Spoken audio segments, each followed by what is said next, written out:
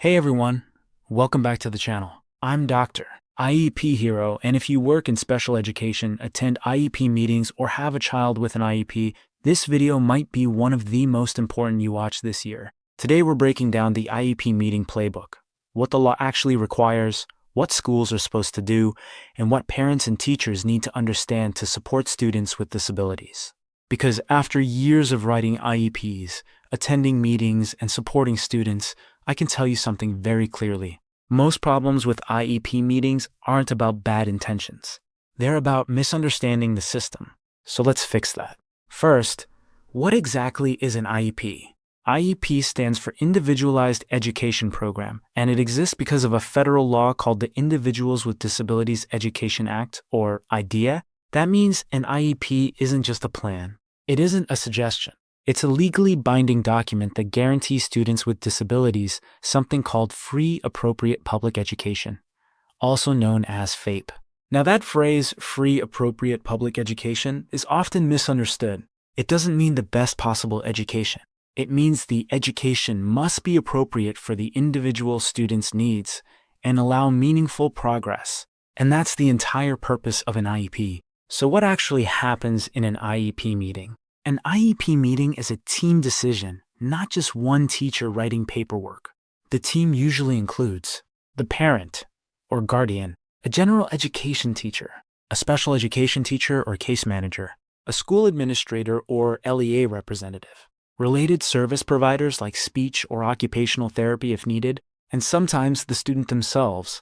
Every one of those voices matters. But here's something most people don't realize. The most important part of the entire IEP is not the accommodations. It's not the services. It's something called the PLAAFP. That stands for Present Levels of Academic Achievement and Functional Performance. This section answers one critical question. Where is the student right now? Because if we don't understand the student's current strengths and challenges, we can't write meaningful goals or design effective support. Strong PLAAFP statements include real data, things like assessment scores, classroom performance, teacher observations, and progress monitoring. Once the team understands the present levels, the next step is writing annual goals. IEP goals must be measurable. That means the team should clearly know what skill the student is working on, how progress will be measured, and how much growth is expected over the year. If a goal can't be measured, we can't know if the student is making progress. Next comes the part most people recognize: accommodations and services. Accommodations help students access learning. Things like extended time, small group testing, graphic organizers, or text-to-speech.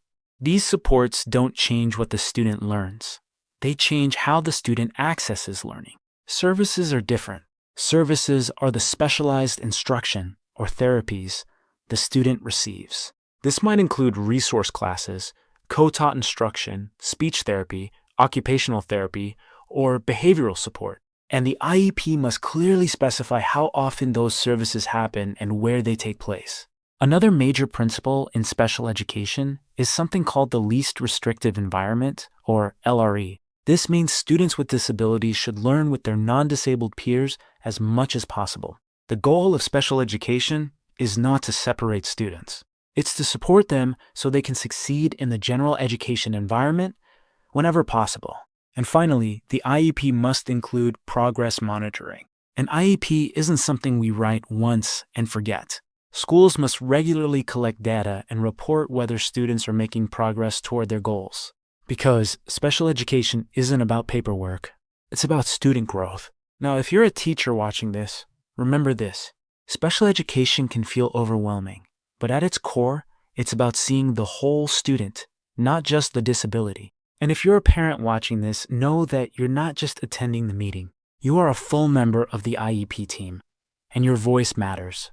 When schools and families work together, incredible things can happen. Students gain confidence, skills develop, and doors open for their future. If you found this helpful, subscribe to the channel.